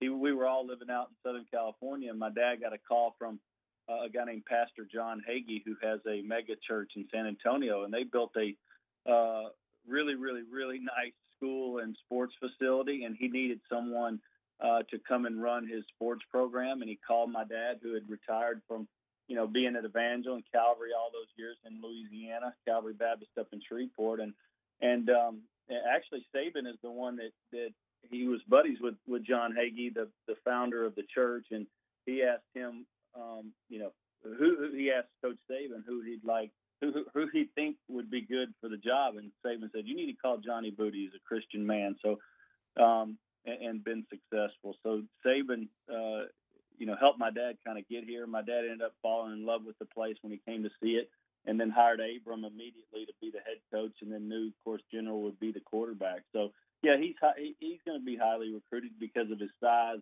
and arm strength, and he understands the game of football, and he can play it at a high level. So we're pretty excited about his future. What's his height, weight currently? He's like 6'2", 190, I would say. And what, 15, 16 years old? Yeah, he just turned 16. Mm-hmm. So he's got 3 years left to play. That was his first high school start. Last year he played a lot. He was a backup at Corona Del Mar High School in Orange County as a freshman, but played a lot. But he never really started the game. So last night we played a team from Virginia. We're an independent school, so we'll be able to play a national schedule. And of course, we've got a lot of kids, coming in from all over, and we're trying to build kind of like a Christian IMG, which will be a fun type of environment for these kids. And how did the game go? How did he do? Well, he did good. He threw for 300, and they won 23-14. Okay, good. Yeah, so he had a nice night. We've got two really good receivers. We're a little bit light up front on the offensive line, so he had to run around and make some plays. But he can beat you with his feet too. He's kind of like Shea Patterson, the kid that is going to start, for Michigan against Notre Dame tonight. He can run and throw, and so he's got a little bit of Abrams' speed and maybe a little bit of my arm strength and quarterbacking ability, I guess. Well, we'll keep an eye on that. General Booty down there in San Antonio. I'm sure he's sitting on gazillions of offers already, right? Well, he's getting recruited. There's no doubt about it. Mm-hmm. But he really likes, he really does like LSU. He likes Texas. he likes USC. Of course, his uncle JD played there at USC, and he also likes Georgia. So there's some teams out there that, when the time comes, you're going to have to look at what their situation looks like. Visiting with Josh Booty, who's over in San Antonio. He'll be in Dallas tonight. I know you're hosting an event with Justin Vincent. Old Leger's putting that on. Tell us a little bit about it. Yeah, it's going to be at the Tipsy Alchemist. It's a new bar uptown. It's a restaurant bar, and we wanted to throw kind of a kickoff party and bring in a lot of LSU people. So we got Vincent to get involved, and Leger's like the mayor of Dallas. He played soccer at LSU, and not a lot of people know that. But if you know Jay Leger and you're in South Louisiana or Dallas, he's a socialite, and he wanted us to put this party on. So we're just going to show up and have some fun, and we're going to, it's going to be LSU themed. So we're all pumped about this, season getting underway in Dallas and the kickoff Classic game. Well, there's a lot of people that are on their way up there now, or might be heading up there a little bit later. It is open to the public. Once again, where is that? It's called the Tipsy Alchemist. It's a new restaurant and bar uptown Dallas, and it's a 10 p.m. start. All right. So everybody go have dinner and show up, and we're going to have some fun. All right. Let's get to tomorrow's game. I guess from your perspective, you're going to be watching quarterback play first and foremost, Sure. right? I mean, that's the whole story with LSU football. 6 wins, 7 wins.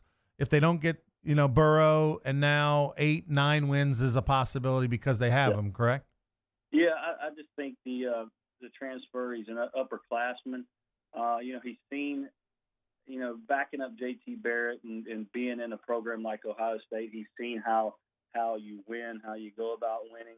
I've heard nothing but good things from the LSU staff and people that have seen him practice that are just excited about the his possibilities. The guy can run, he can throw, he's accurate. We've kind of lacked the passing game in the past, to say the least, and I think we're going to see LSU get in some 3, 4, maybe even some empty sets, which will be fun to watch. We hadn't seen that in a while, and it's going to be hopefully a more up-paced type of offense when you add that element of passing into your offense. And we've always been kind of run-oriented, play action, and when we have to throw, we throw. But now I think we can put some pressure on some defenses, and we can throw early on first and second downs, and maybe take some shots, and then also utilize our talent at wide receiver. We do have some talent there at the position, and if they come of age, then watch out, because we've always had the speed and the receivers to do it. We just hadn't got them the ball enough, I think, in the past. Josh Booty joining us. You mentioned, and we'll get back to LSU, but you mentioned when Burrow came over from Ohio State. I know you're over there and you do a lot of radio shows and podcasts and different things. What's been your reaction to Urban Meyer and what's transpired up there? Well, I figured he might even get suspended for more games than that, or possibly lose his job. I mean, stuff like that can't happen in today's society. And I like Urban Meyer. I think he's a stand-up guy. I've read some of his books. My brother Abram has his book on his desk there at the high school. I was looking through it yesterday and just thinking about the situation. And it's just, there's so many things that can happen in an organization from the top down. You really got to stay on top of everything. And in today's day and age with social media and things that can get out fast, I mean, you got to really watch your program like a hawk. And he's been able to do that over the years. Just, it's just an unfortunate situation. He's got to make better decisions, but I don't think it's the end of him at all. I think Ohio State's strong. They've got a strong people around him there at the university, and they'll get back on track. I hate to see him miss games, because you want your head coach in that position at the start of the season, but I think they're strong enough mentally, that team, with the types of players they got to get through this. I hate it for Urban that all this is happening, but he's got to learn a lesson. You live out in California, you're in San Antonio now and stuff. You're all over. What is the national, opinion of LSU football currently, today, this year, this week, when it comes to maybe Coach O, the program, Steve Ensminger, that kind of stuff? Sure. we talk a lot about Ed Orgeron in Southern California because he spent so much time on Pete Carroll's staff, and then with Sarkisian and Kiffin, and then ultimately he had some head coaching experience there at USC as well. And so we watch Orgeron. He's kind of a just a super character, and everybody loves him. We want him to do well, but I was listening to Rick Neuheisel this week on TV on a program, and he said, it's an all-in proposition for Orgeron to bring in, or to keep Steve Ensminger and make him the offensive coordinator. And I think he said it. He hit the nail on the head. I mean, he is selling out to Steve Ensminger, which I like Steve. I really do. I think he's very capable, but he's going to live or die with Ensminger, and it's going to be this year. And so we're going to see it up front and personal tomorrow night. We're going to see it against Auburn in several weeks. They need to get off to a good start. We're going to have to run the football, of course, in the SEC, but we're going to have to be able to throw it to her. It's going to be a tough year. You look at that schedule. We play at Ole Miss, at Auburn. Mississippi State is better than they've been in the past. And then we go to Florida, and we get Georgia and Bama at home, and A&M at the end of the year. I mean, this slate is as tough as it gets in college football, and I think toughest that LSU's had to face in quite some time. I mean, you're adding Miami to that, that schedule, and then we get Georgia from the East. I mean, this is this year, so this is a tough road for them to hold. They've really got to be able to turn it on offensively for Ed to maintain his position there, I think. I've said this, and you'll get this being a former baseball player. I feel like they got to go 1-1, right? As a pitcher, you don't want to fall behind 2-0, and at worst, you got to throw a strike with your first two pitches. If LSU goes 1-1 in that Miami Auburn run, then it allows them to do some things. I agree. I think you look at the schedule and you look at some of the young players that we have. It's definitely an uphill battle for LSU because they're not going to be favored in a few of these early games. But we've got tough kids. I mean, we've always had mentally tough, physically tough, talented athletes. If we can get the ball into some of these playmakers' hands, I think that's going to be the real difference of whether we're able to play on that level and get an early win against Miami or an Auburn. And that could set the tone for the rest of the year. If we're not able to get the ball into the playmakers' hands and those guys step up and us be able to run the football enough to be dangerous, then it could be a long year for LSU. So this thing could go either way. Before we let Josh Booty go, I want to dip in, just get a quarterback comment from you. Teddy Bridgewater ends up being a New Orleans Saint. Trade goes down. He moves from the Jets to the Saints. A lot of people talking about great. I mean, obviously an upgrade from a backup standpoint for this year. He's got a 1-year contract. Saints will get a chance to peek behind the curtain. But do you think there's really potential with Teddy Bridgewater to be the heir apparent one day? I think there is. I mean, the guy does make plays. He's overcome a lot of obstacles in the past year or so to get back on the field. And that goes to show you he had a great preseason. He, increased his value enormously through the way he was playing in the preseason. So I think, he gives them a really true solid backup that can play. I mean, the guy's got starts in the league. He's done well.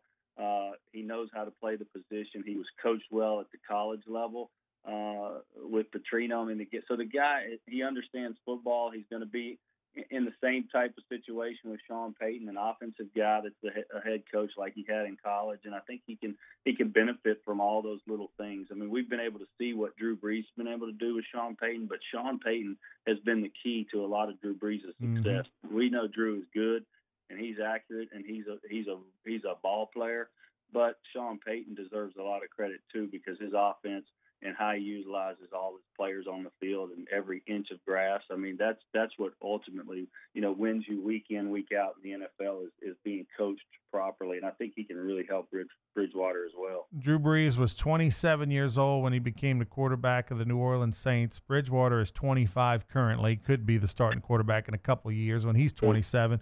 And there was nothing in the first 4 or 5 years of Drew Brees' career with the San Diego Chargers that led you to believe he was going to be a Hall of Fame quarterback. So, and Bridgewater has been better in his little short sample versus what Drew was. So, all that said, if you believe in Bridgewater's abilities, his acumen, his leadership skills, and all that stuff. You combine that with Sean Payton, maybe you have the Drew Brees 2.0. Who knows? I think so. I watched him closely in the preseason just because I guess they were on TV, and I was watching Sam Darnold a lot. Of course, the USC kid that was drafted, early in the first round, and it looked like Bridgewater's happy. Like he just looks happy. Like he's focused. He's happy. He was all smiles.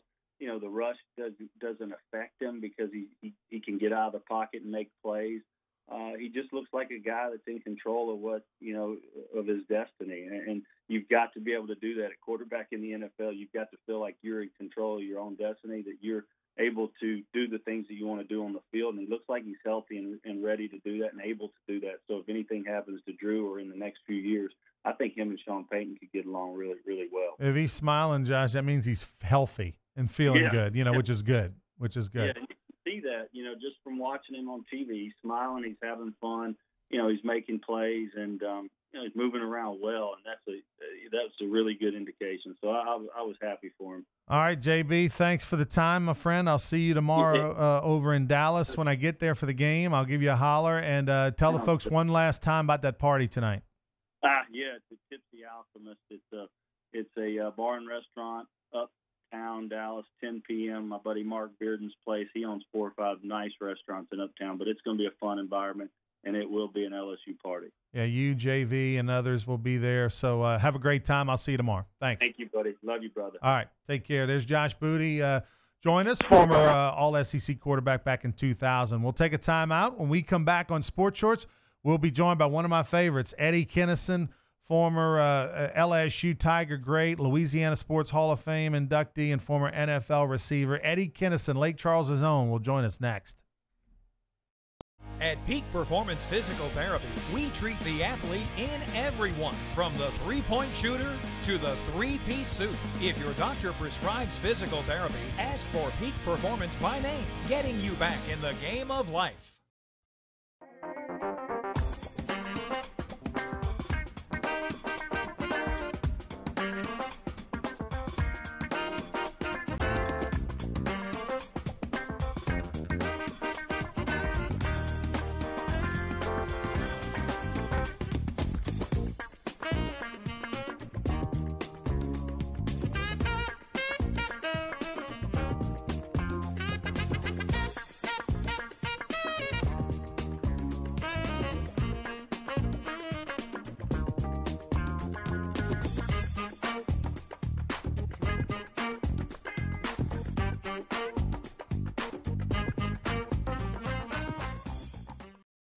Attention to detail makes the world go round. At Baker Printing, our approach to the printing business is very simple. Treat it as if it were your own.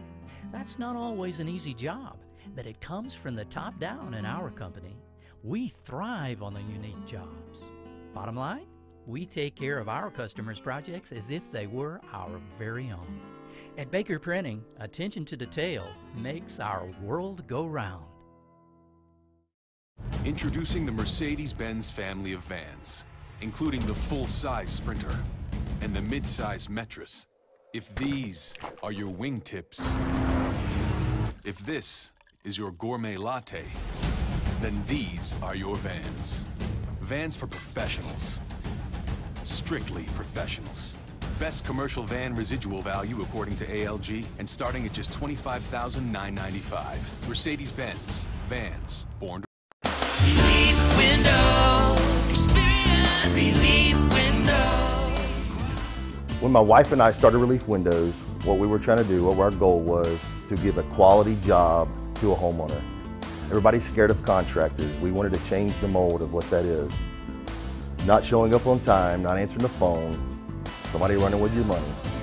The reason why you should pick Relief Windows to do your renovation of your home, windows, doors, HardiePlank siding, is because of the experience, quality service of our company. Service is everything we have. It's the foundation of our company.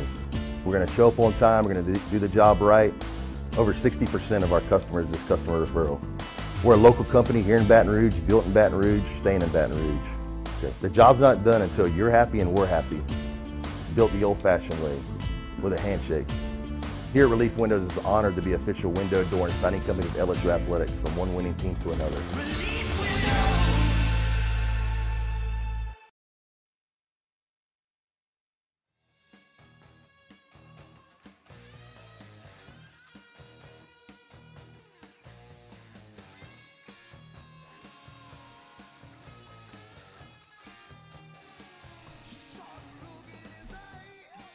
All right, welcome back, everybody, to Sports Shorts. Ronnie Rance here with you. I want to thank our special guests that we had in hour number one. We had Joel Davis with us, Glenn Guilbeau of USA Today, Gannett, Louisiana. We had Brian Holland of WVLA and Josh Booty last segment, former LSU quarterback. The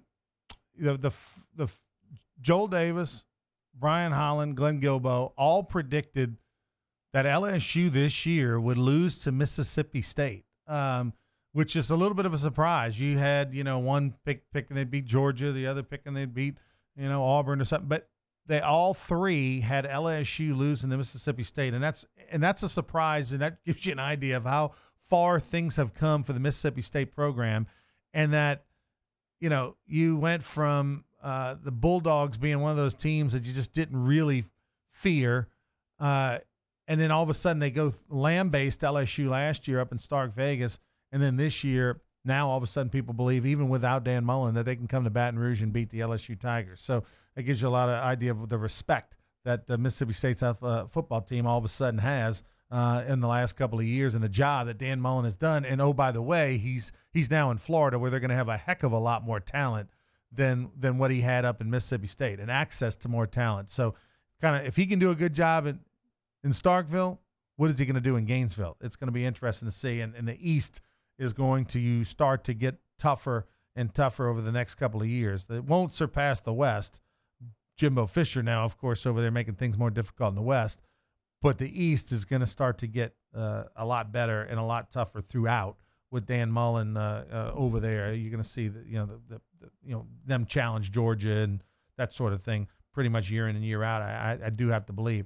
While we're chasing down Eddie Kinnison, and let's continue to blow him up. We talked to him earlier. We're going to trying to track down Eddie's over in the Houston area, former LSU receiver. Great. We're going to talk to him here in just a minute. We'll tell you about yesterday, and we talked on Hanging with Hester on Thursday about All-Pro defensive tackle Aaron Donald out of the NFL, how he hadn't been in camp, didn't have a contract with the Rams. We're talking about the best defensive lineman really in football, and arguably the best defensive player in football. Well, the holdout is finally over. He signs a record deal with the Rams, the 27-year-old Pitt product, out of the University of Pittsburgh. It's expected to be the richest payday, the highest payday in NFL history for a defensive player. New deal is reportedly worth $135 million over 6 years for a defensive lineman. $135 million over 6 years, $40 million signing bonus, and $87 million guaranteed. So remember how just a few months ago no NFL players were getting guaranteed contracts, and people started talking about it, how, hey, that's not fair. It's been coming the last few years.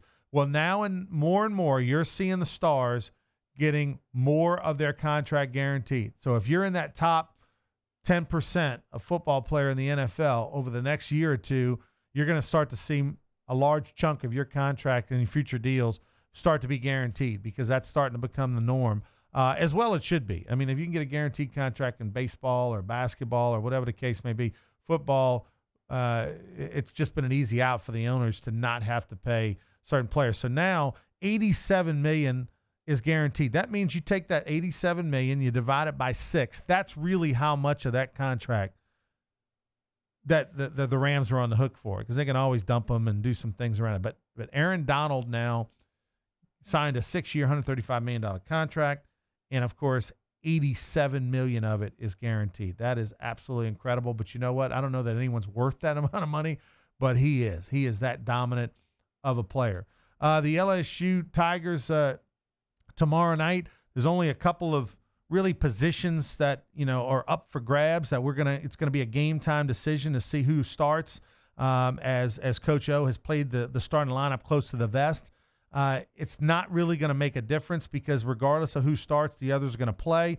On the offensive side of the football, at right tackle, who is going to be the starting right tackle when they take the first snap? Adrian McGee, Abadara Traore. Traore, 6'7", 323 pounds, by the way. Look, and it's just a mountain of a man. But both of those players will play a lot. Also at the wide receiver position, is it going to be Jamar Chase, the freshman, or the other freshman, Terrace Marshall Jr.? Both of them will play a bunch. So those are the two offensive positions that we don't know who the starters are going to be. And then at the running back position, really, I think it's still going to be a three-headed monster. Brissett, Hilaire, Edwards-Hilaire, and then, of course, Chris Curry. You do have Leonard Fournette in there and on the roster as well. But Brissett and Hilaire, I would imagine, will play the majority of the snaps early. I think you're going to see Chris Curry work in there as well. Maybe early in the season, Brissett and Hilaire, because they're the veterans, you get some confidence in them knowing the offense and the packages. For Chris Curry, I think as the season goes on, will factor in more and more with his physicality of running the football between the tackles that they desperately are going to need. That's on the offensive side of the ball as far as question marks are concerned. On the defensive side, linebacker, who's it going to be? Michael Divinity Jr., Ray Thornton. Those are your linebackers that you don't have a true starter yet, but again, both will play a lot. Of course, can't wait to see, Devin White. Will he be good enough to win all the awards he's expected to win? Will Devin White be good enough to maybe make it to the Heisman Trophy finals in New York City? Everything that we've been seeing and hearing from Devin White has been fantastic, spectacular. The guy's matured. He's gotten better from a year ago. When you talk to veteran football players that go out and watch Devin White play, they talk about how this young man, not only is he a fantastic specimen, physical specimen, but super smart, can read keys of offensive defenders. Jacob Hester said on right here on ESPN Radio a few weeks ago, he's the type of guy that if an offensive player's foot is pointed in the wrong direction, he can know that that's a tell, and it's like a poker player. He can read the tells of the offense. He's studied. He's prepared. I'm looking for Devin White to have one of those years where the tackle totals are just going to be absolutely stupid, maybe in the 150 range, something like that. But a guy who could maybe get some national recognition, and of course, at the defensive back position, who will the cornerbacks live up to all the hype? I mean, this is expected to be one of the strong suits of LSU's defense rather. We're talking about guys that are potential award winners, and Greedy Williams, a potential first-round pick, guy that could be the best cornerback in the country. Will he play like that? And then Kelvin Joseph and Christian Fulton. The great story with Christian Fulton being eligible. Great battle between he and Joseph. I would expect probably Joseph will be on the field first, but then Fulton's going to play a bunch. So LSU's in a great position, and those are the stories that I want to watch besides, the quarterback is some of those newcomers. All right, we'll take a break. We're chasing Eddie Kinnison. If we don't have him, we'll go up to Dallas where we got some special guests waiting. Sports Shorts, the game day, kind of pre-game day edition, coming your way next.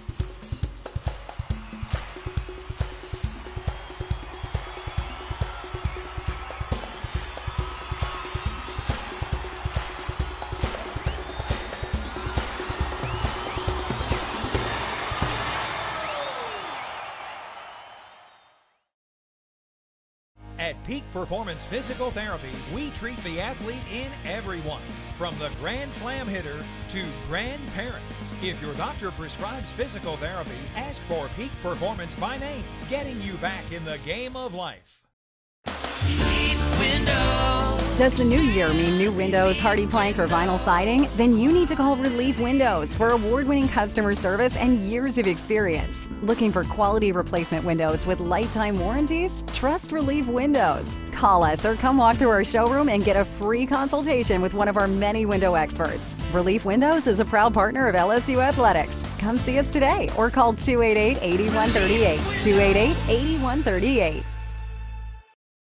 Introducing the Mercedes-Benz family of vans, including the full-size Sprinter and the mid-size Metris. If these are your wingtips, if this is your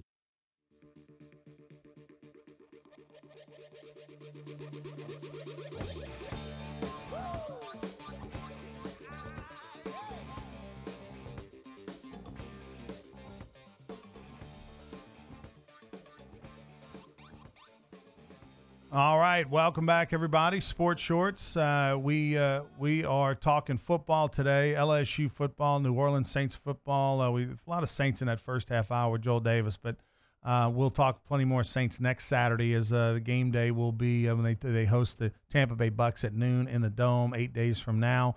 Exciting stuff there as they're predicted to be just have a spectacular season, and really predicted by most national pundits as being a top 4 NFC team in the country, and that puts you as a Super Bowl contender. So we'll see for ourselves if they live up to the hype. Starts off, they get a great layup with no Winston next week in the Dome. For LSU, I mean, it's all across the board. Even on this show, we've had anywhere from 6 to 9 wins predicted by our guests today, Joel Davis and Glenn Gilbo, Brian Holland of WVLA, Josh Booty. I mean, it's been all across the board. That makes this season all the more intriguing, and we will get things started tomorrow night against Miami, where the Tigers are anywhere from a 2 to 4 point dog, depending on where you're getting it. Right now, let's bring in former LSU offensive lineman and friend of ESPN Radio in Baton Rouge, Ruffin Rodrigue, who just landed over in Big D. How are you, Ruff? Doing great. We actually did. Landed Love Field and drove over to Fort Worth.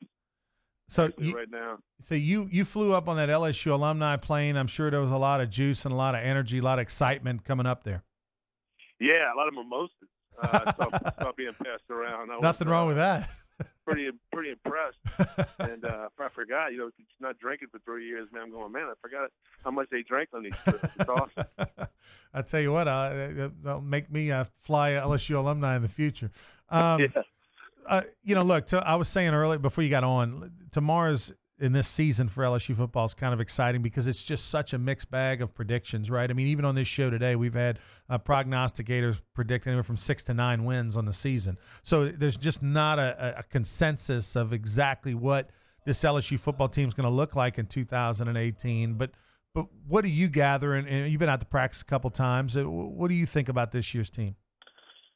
I can tell you this, Ronnie. If you go by the coaching staff and their confidence, we're going to be pretty good. And that's what really kind of excites me a little bit is that sense of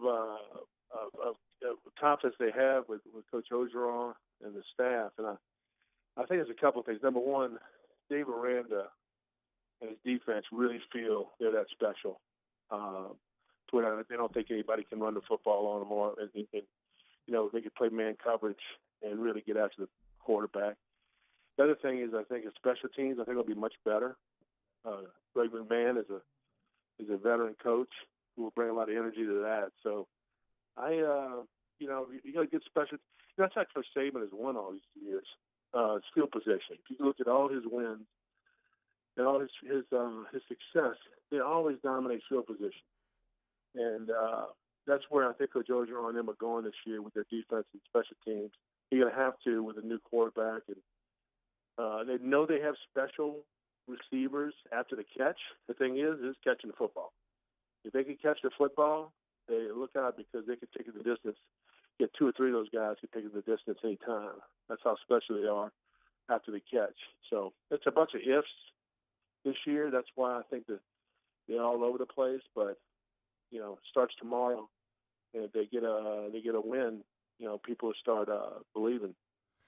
This is one of those national matchups that catches the attention of people outside of the state of Louisiana. LSU versus Miami, two great names in sports. You know, whether they're matching up on the baseball diamond or the football field, it's a story.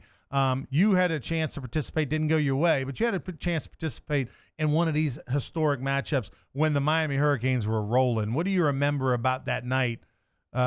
Taken on at the time, you didn't realize it. Just what a legendary program they were.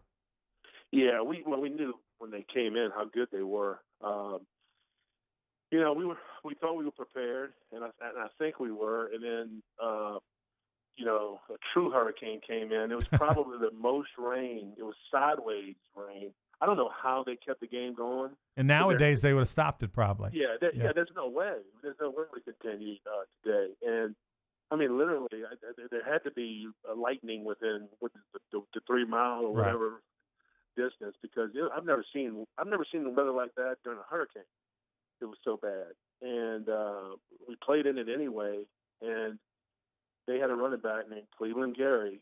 Everybody remembers, who was a mutter, and they dumped the ball off to him probably 50 times in that game, a little screen, and he just they controlled the clock, and it was tight. You know, third quarter, I think we were down by a touchdown or 10 or something like that. And we thought we might have a chance, and Miami held the ball the whole second half and scored 40 or whatever they scored and beat us pretty bad.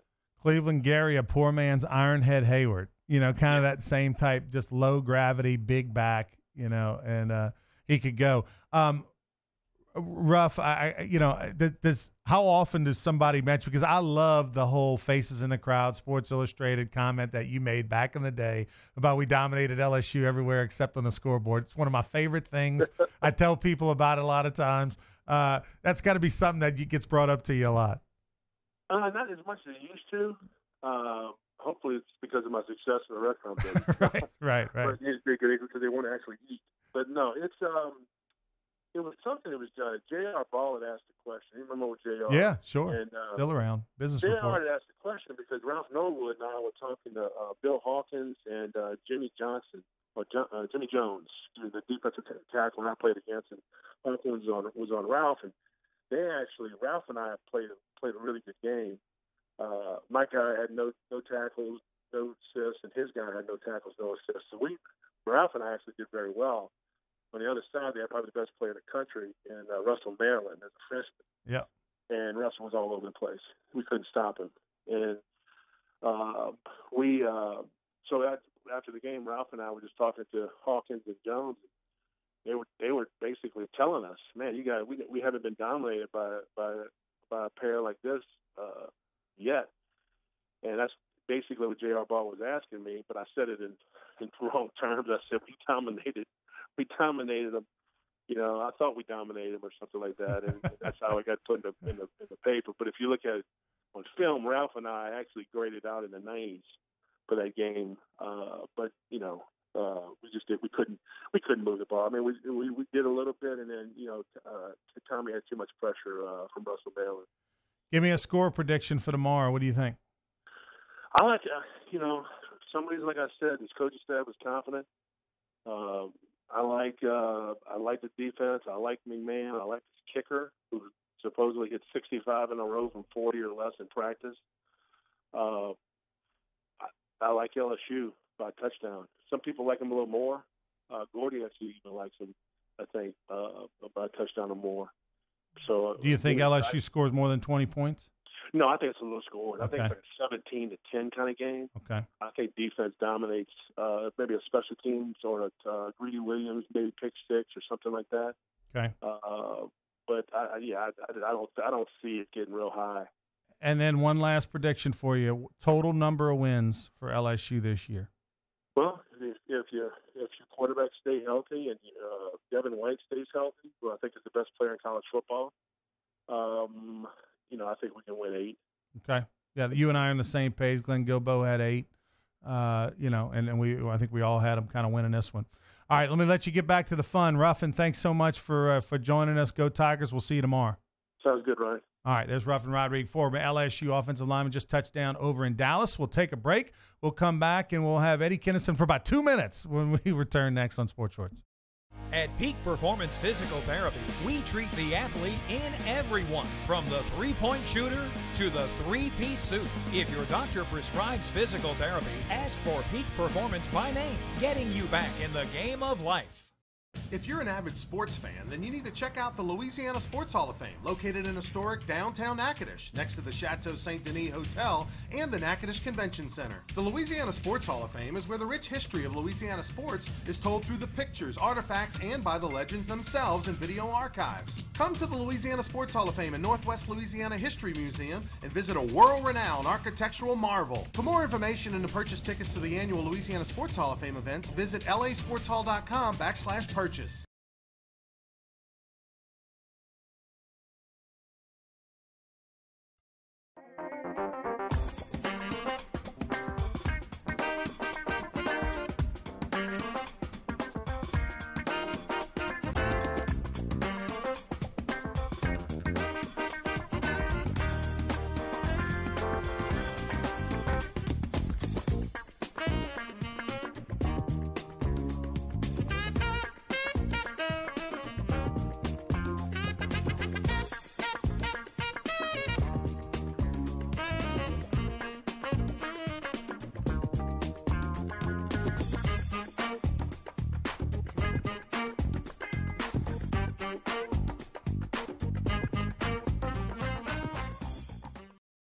Attention to detail makes the world go round. At Baker Printing, our approach to the printing business is very simple. Treat it as if it were your own. That's not always an easy job, but it comes from the top down in our company. We thrive on the unique jobs. Bottom line, we take care of our customers' projects as if they were our very own. At Baker Printing, attention to detail makes our world go round. Introducing the Mercedes-Benz family of vans, including the full-size Sprinter and the mid-size Metris. If these are your wingtips, if this is your gourmet latte, then these are your vans. Vans for professionals. Strictly professionals. Best commercial van residual.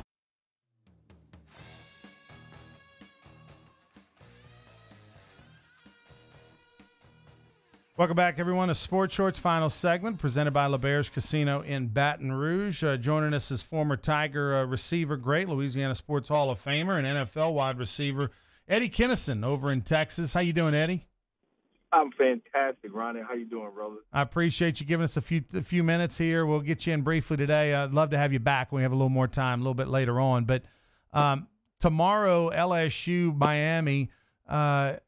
Two legendary programs going at it. We're going to see some freshman receivers really factor in for LSU. They feel like they've got some good ones. Let me ask you, being a former receiver, as a freshman, what's some keys to watch for and out of these young men to see if they're doing the right things? What is it you're going to be looking for tomorrow in the game? Well, it really boils down to is how much have the guys studied their playbook and really understand the offense that they're playing in. And that's pretty much key. I mean, they're playing football at LSU because they're talented receivers, and all of the guys. And it just comes down to if they understand the offense they're playing in and being able to get the play, understand what the play is, and actually execute route running because they understand the playbook.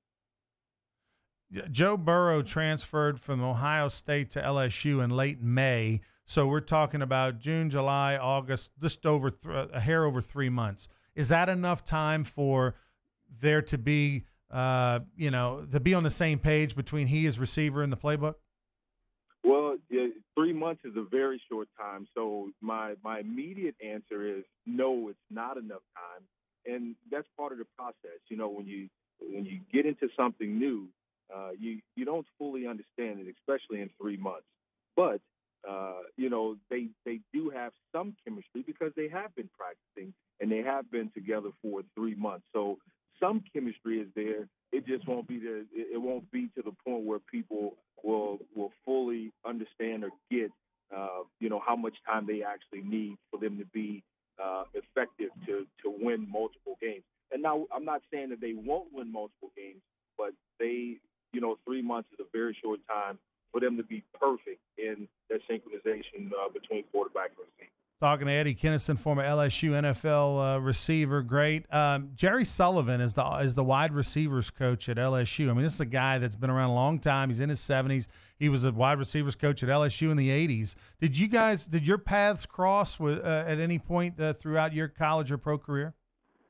No, I never crossed paths with Jerry, but I've heard nothing but great things about Jerry. And, obviously he's been in the game a long time, so he's a guy that can absolutely teach all the receivers, whether you're a freshman, sophomore, junior, senior, it doesn't matter.